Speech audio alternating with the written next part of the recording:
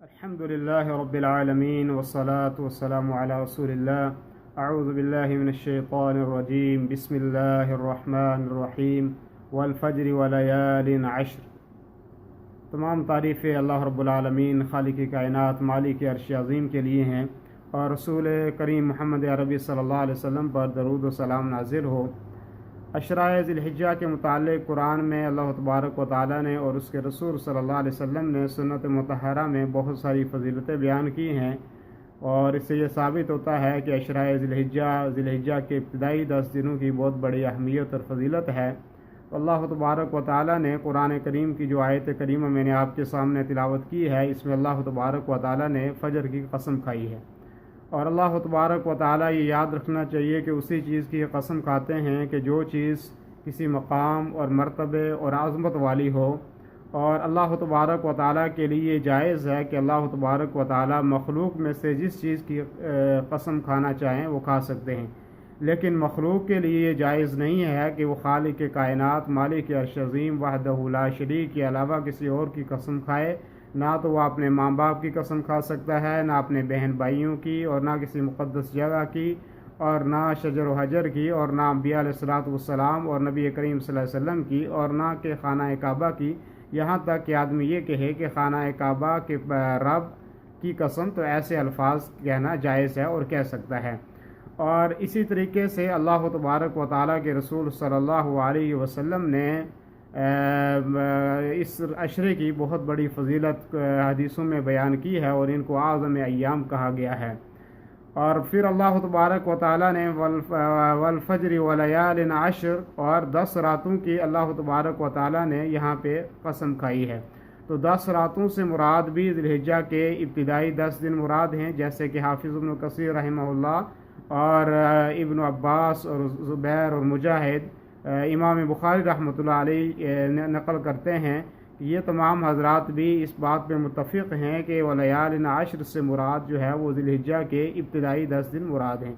اسی طریقے سے اللہ تبارک و تعالیٰ نے والفجر، فجر کی جو قسم کھائی ہے، تو اس سے فجر کا مطلقاً وقت مراد ہے، کوئی اس سے نماز مراد نہیں ہے، لیکن اس میں کوئی شک نہیں کہ فجر کی نماز اور فجر کی سنتوں اور فجر کے اوقات کی بہت بڑی اہمیت ہے۔ چنانچہ اللہ کے رسول صلی اللہ علیہ وسلم نے فجر کی 2 رکعات کے بارے میں فرمایا وَرَكَعَتَا الْفَجْرِ خَيْرٌ مِّنَ الدُّنْيَا وَمَا فِيهَا، کہ فجر کی جو 2 رکعات ہیں یہ دنیا اور جو کچھ دنیا میں ہے اس سے بہتر ہے۔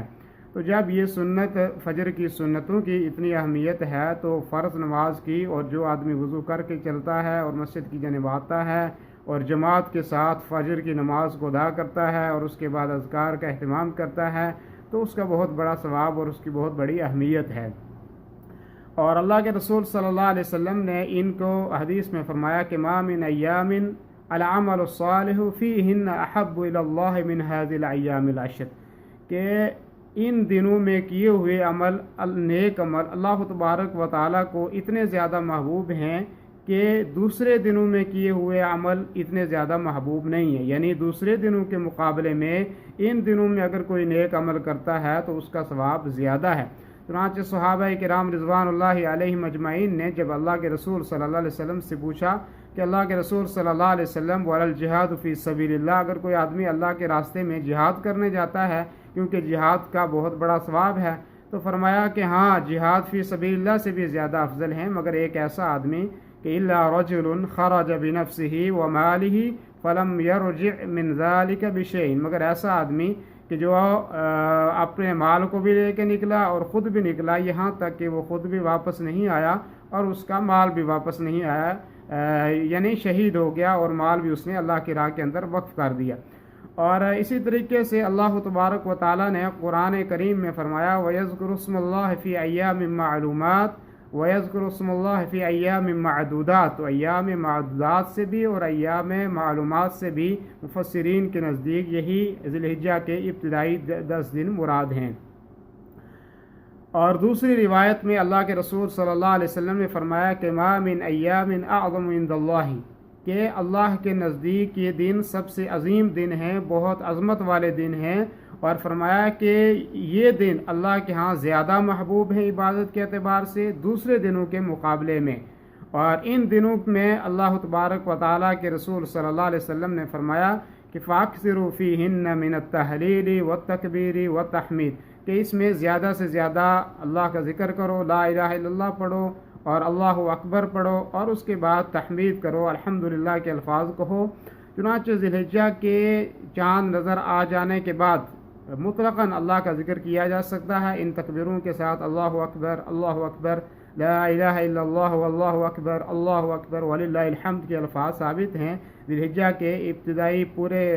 جو 10 دن ہیں اس میں، اور یہاں تک کہ ایام تشریق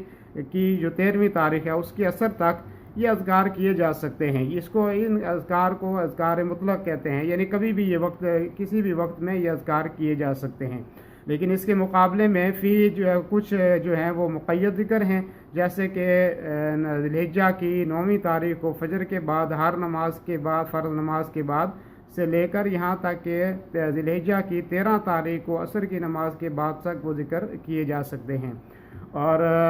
حضرت ابن عمر اور حضرت ابو ہریرہ رضی اللہ عنہما کے بارے میں آتا ہے کہ وہ جب بازار کی جانب نکلتے تھے تو وہ تکبیریں کہا کرتے تھے، اور ان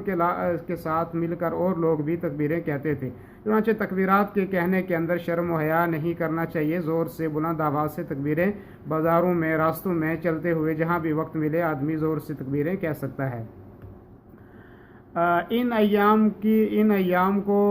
افضل کیوں کہا گیا؟ تو اس کے بارے میں حافظ ابن حجر رحمہ اللہ کا ایک قول ہے کہ اس لیے وہ کہتے ہیں کہ ان دنوں کو مقدس اور ان دنوں میں عبادت کرنے کو زیادہ ثواب بتایا گیا ہے دوسرے دنوں کی بنسبت۔ اس کی ایک وجہ یہ بھی ہے کہ ان کے اندر بڑی بڑی عبادتیں کی جاتی ہیں، جیسے کہ حج کا عمل ہے، قربانی کا عمل ہے، اور اسی طریقے سے 9 ذی الحجہ کا روزہ ہے۔ تو یہ عظیم عبادتیں ہیں، اسی وجہ سے ان 10 دنوں میں کی ہوئی عبادت دوسرے دنوں کے مقابلے میں زیادہ اہمیت رکھتی ہے۔ اب کچھ میں چیزوں کی طرف اشارہ کروں گا کہ جن کا اہتمام ان 10 دنوں کے اندر کرنا چاہیے۔ ان میں سے سب سے پہلا کام یہ کرنا چاہیے کہ آدمی کو کہ فرض نمازیں جو ہیں ان کو جماعت کے ساتھ ادا کرے اور وقت کے اوپر ان کو ادا کیا جائے، اور اسی طریقے سے سنن اور نوافل کا اہتمام کیا جائے، وطر کی نماز ادا کی جائے، جمعہ کا خصوصی اہتمام کیا جائے، اور جمعہ کے دن جو ہے اول وقت میں مسجد میں جائے اور اللہ تبارک و تعالیٰ کی عبادت کرے۔ اور دوسرا عمل یہ ہے کہ اس میں جو 9 ذی الحجہ ہے، یوم عرفہ کا دن، اس دن جو ہے وہ روزہ رکھے، اور اللہ کے رسول صلی اللہ علیہ وسلم نے فرمایا کہ مجھے امید ہے کہ اللہ تبارک و تعالیٰ اس ایک دن کے روزے رکھنے کے بدلے میں 2 سال کے گناہوں اللہ تبارک و تعالیٰ معاف کرے گا، یعنی ایک جو سال گزر گیا ہے اور ایک جو سال آئندہ آنے والا ہے، ان 2 سالوں کے گناہوں کا کفارہ بنے گا ایک 9 ذی الحجہ کا روزہ رکھنا۔ لیکن یہ حاجیوں کے لیے نہیں ہے، جو حاجی لوگ حج پہ گئے ہوں وہ نہ رکھیں، اس لیے کہ نشیط ہو کر وہ اللہ کی عبادت کے اندر مصروف رہیں۔ اور اسی طریقے سے امام احمد بن حنبل رحمہ اللہ فرماتے ہیں کہ اگر ان 10 دنوں کے پورے 10 دنوں کا کوئی آدمی روزہ رکھنا چاہے تو وہ رکھ سکتا ہے، کیونکہ اس میں بہت بڑا ثواب ہے۔ اور تیسرا عمل یہ ہے کہ صدقہ کرنا چاہیے۔ صدقے سے مراد اگر کسی کو نفلی صدقہ ہے، اور اگر کوئی زکوٰۃ بھی دینا چاہے تو اس ان دنوں کے اندر دے سکتا ہے، کیونکہ اس کی بہت بڑی فضیلت ہے۔ اور چوتھا عمل یہ ہے کہ قرآن کریم کی تلاوت کثرت سے کی جائے۔ قرآن کریم کی تلاوت کرنے والے اہل اللہ ہیں، اللہ رب العالمین کے ولی ہیں، اور اللہ رب العالمین نے قرآن کریم پڑھنے والوں کی اور اس کے رسول صلی اللہ علیہ وسلم نے بڑی فضیلتیں بتائی ہیں، اور اللہ کے رسول صلی اللہ علیہ وسلم نے فرمایا خیرکم من تعلم القرآن وعلمہ، کہ تم میں سے بہترین آدمی ہوا ہے جو قرآن کریم کو خود بھی پڑھے اور دوسروں کو بھی اس کو سکھائے۔ تو قرآن کریم کا کثرت سے اہتمام کرنا چاہیے پڑھنے کا۔ اور پانچواں عمل یہ ہے کہ جیسے کہ میں نے ذکر کیا کہ اللہ کے رسول صلی اللہ علیہ وسلم نے فرمایا کہ کثرت سے اس میں ذکر و اذکار کرنا چاہیے، لا الہ الا اللہ پڑھنا چاہیے، تکبیریں پڑھنی چاہیے، اور اللہ کی حمد بیان کرنی چاہیے۔ تکبیر مقید بھی اور تکبیر مطلق بھی کہی جا سکتی ہیں۔ اور اسی طریقے سے یوم النحر کو 10ویں تاریخ کو قربانی کرنی چاہیے۔ قربانی اللہ تبارک و تعالیٰ کے رسول صلی اللہ علیہ وسلم کو اللہ تبارک و تعالیٰ نے قربانی کرنے کا حکم دیا اور فرمایا فصلی لربک وانحر، کہ اللہ کے رسول صلی اللہ علیہ وسلم اللہ کے لیے نمازیں پڑھیے اور اس کے لیے قربانی کیجیے۔ تو قربانی ایک عظیم عمل ہے۔ 10 تاریخ کو عید کی نماز کے بعد قربانی کی جائے، اور اسی طریقے سے 11 اور 12 اور بعض مفسرین کے نزدیک 13 تاریخ کی عصر تک بھی قربانی کی جا سکتی ہے، گویا کہ قربانی کے 4 دن ہیں۔ اور اس کے بعد جو ہے وہ حج بہت بڑی عظیم عبادت ہے، تو حج کا ارادہ کرنا چاہیے، اور 8 تاریخ کو حج کے لیے نکلنا چاہیے، اور یہاں تک کہ 13 تاریخ تک کنکریاں مارنے کے بعد تاکہ آدمی فارغ ہو جائے۔ تو قربانی بھی بہت عظیم عمل ہے، اور حج بھی بہت بڑا عمل ہے۔ والحج المبرور لیس له جزاء الا الجنہ، حج مبرور کا کوئی بدلہ نہیں ہے جنت کے علاوہ۔ تو بہت بڑا عظیم عمل ہے حج، اور فرض ہے، اور جس کے اوپر فرض ہے اس کو بدرجہ اولا اس کو ادا کرنا چاہیے۔ اور اسی طریقے سے عید کی نماز ہے، عید کی نماز کو ادا کرے، اور اس کے ساتھ جو عید کے دن اپنے پڑوسیوں کے ساتھ اور غریبوں کے ساتھ مسکینوں کے ساتھ اچھا برتاؤ کرے، اور ان کو اپنی خوشیوں کے اندر شامل کرے۔ یہ وہ